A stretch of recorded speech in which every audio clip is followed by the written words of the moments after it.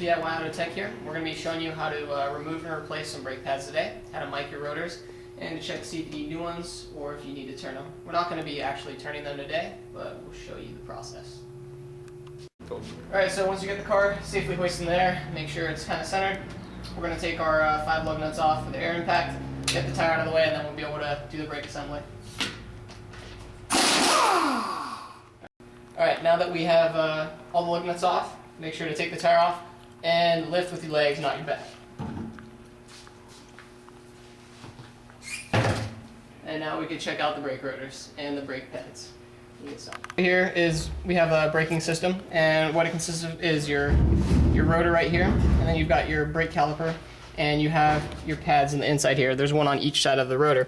What happens is when you step on the pedal, you're forcing hydraulic fluid down through this line here, and it's going to contact 2 pistons that push your brake pads inward. So the harder you push the pedal, the harder the pads are going to push against this rotor. And the more friction you cause, the more heat you cause, and that causes the car to stop. After a long time, both of these materials wear down in here. As you can see, it's kind of a little worn down.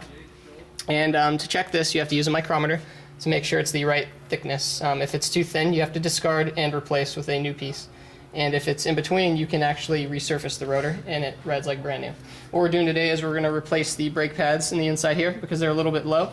And these rotors are actually looking in good condition, but just to make sure, we're going to mic them to double check. Alright, so what we have here is our micrometer to measure the brake rotor.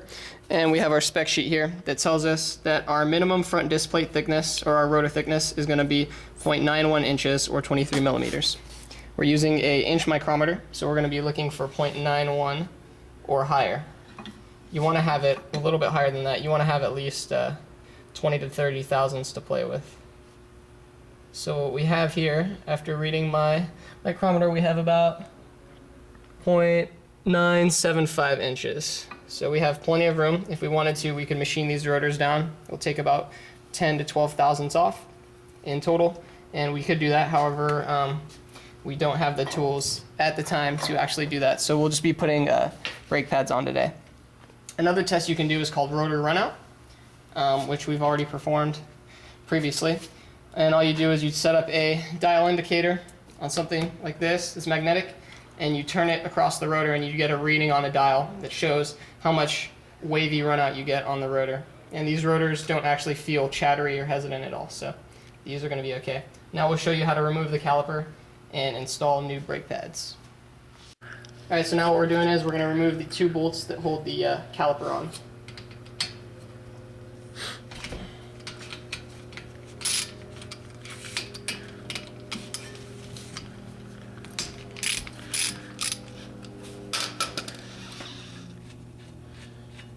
Make sure to put them back in the same slot. Sometimes the bottom and top ones differ in length, so.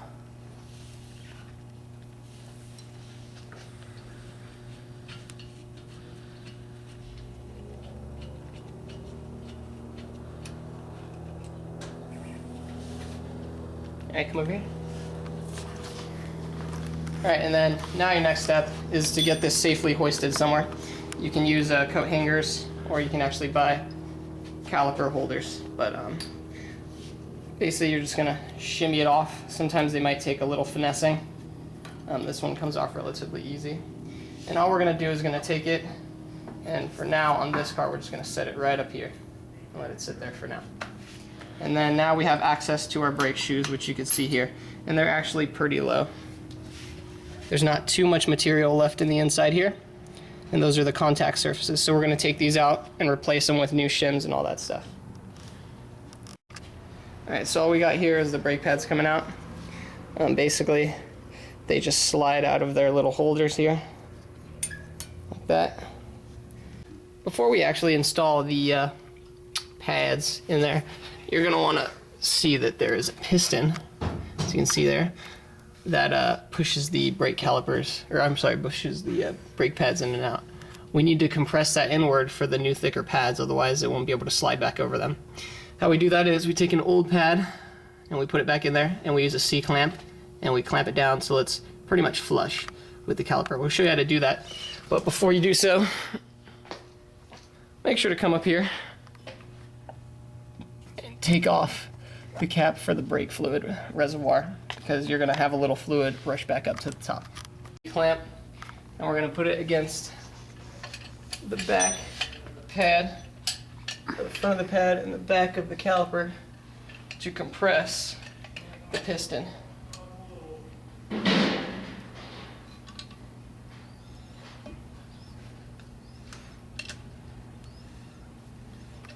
As we're doing here, piston is compressing.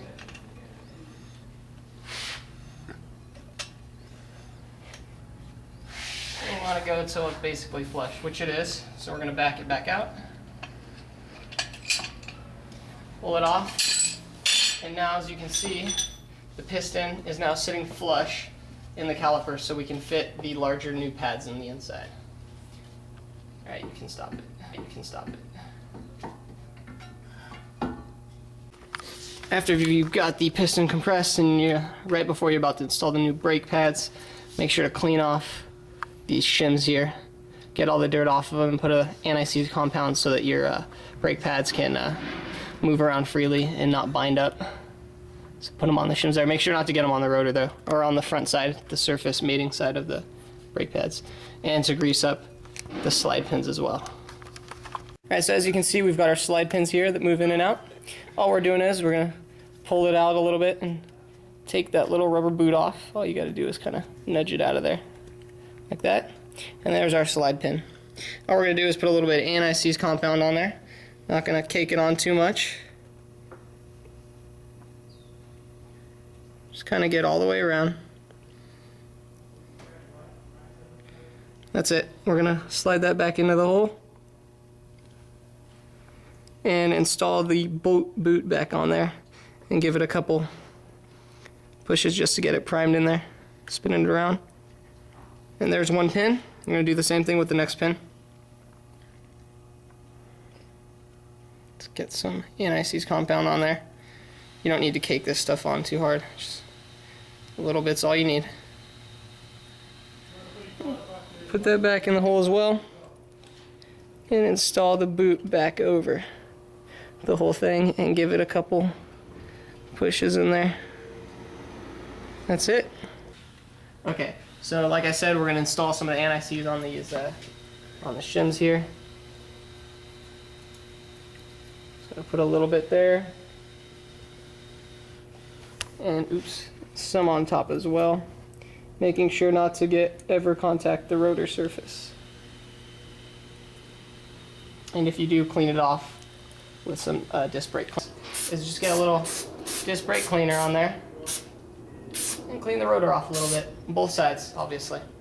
This way we can ensure that the whole rotor is clean for new pads. And this stuff actually air dries, but if you want, you can always take a rag and just kind of go around the surface just to clean everything off. But that step is not necessary. Alright, so what I'm doing here is I'm just putting a little anti-seize lubricant on the contact surface of the caliper where the brake pad actually slides in and out. This is so that when it slides in and out, it doesn't get jammed anywhere. Because instead of trying to put it in here, you might be touching the rotor while doing that. So this is a little safer method of actually putting this material on. So all we're going to do is kind of line these up.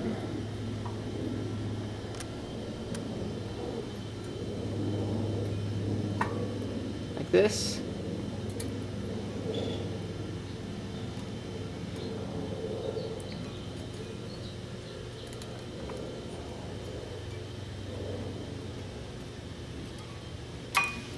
And then we'll just push the pad in like that.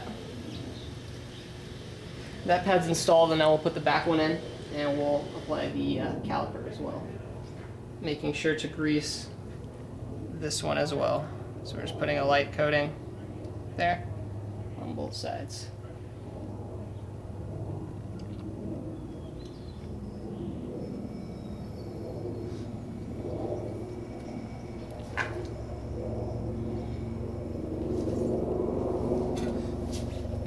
Now that we have the brake pads installed with a little bit of disc brake quiet that we sprayed on the outside, never put it against the contact surface of the rotor. Never, never, ever, ever, ever, ever. Put it on the back side here, so that when the caliper contacts, you don't get a vibration or squeaking noise, which you usually hear. Remember, we had these little inserts here.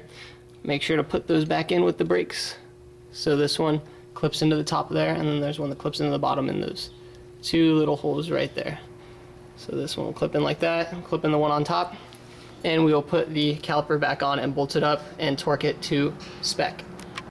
Alright, now that we got the caliper slid back on over the brake pads, we put the two bolts back in that we first took out, and you notice that there's two bolts, so you need to put a wrench on that. You can't see that probably. You need to put a wrench on this one and torque this one down while holding this one stationary. And we'll look at our spec sheet, which is somewhere around here, and look for the torque in foot-pounds, which we're seeing right here is between 21 and 31.4 foot-pounds. So that would be our tightening torque for these bolts. Alright, so like it said on our spec sheet, we need to torque these two caliper bolts down to between 20-something foot-pounds and 31.4. I like to keep it on the tighter side of things, so I'm going to do it at about 31 foot-pounds. So as you see here, we have a torque wrench with all of our numbers and numbers down here. We need to go to 31 foot-pounds. So we're at 0 right now. I'm going to turn it. We're at 10. We're at 20 right here, and we keep going. We're at 30 now, and then we're gonna go 1, 2, 3, oh wait, no, sorry, 30 right here, and we're just gonna go to 31. So that's 31 right there, 31 foot-pounds, and we're gonna lock it down right there so our number can't change at all. And then we'll be set to torque these down. Stick that on there. We're gonna hold this stationary while we torque the bolts in, and we're gonna hear it click, and we'll be all set.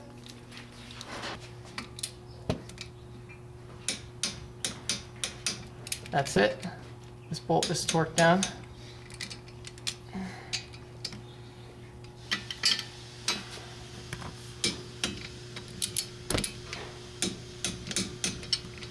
That's all we do for that. Okay. And remember, all these steps are to be done on both sides. Only work on one side of the car at a time so that you learn from your mistakes on one side and you can use those and do it quicker on the other side. So after you're done with the brakes and everything's torqued up, make sure to put your tire back on. On this car, we use a little bit of anti-seize lubricant on the wheel studs here so that next time when we work on the car, the lug nuts come off nice and easy. So we're just going to put a little bit on here. Don't need to kick it on too much. And then these tires are supposed to be torqued down to 86 or 87 foot-pounds. So that's what we're going to set it to.